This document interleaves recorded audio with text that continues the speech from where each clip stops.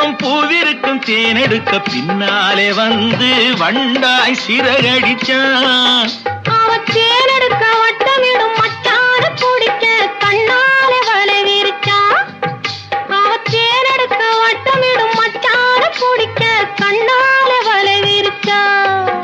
அவன் சோடி குயில் பாடுவதை சொல்லாம சொல்லி மெதுவா அணைச்சுக்கிட்டான். அவன் சோடி குயில் பாடுவதை சொல்லாம சொல்லி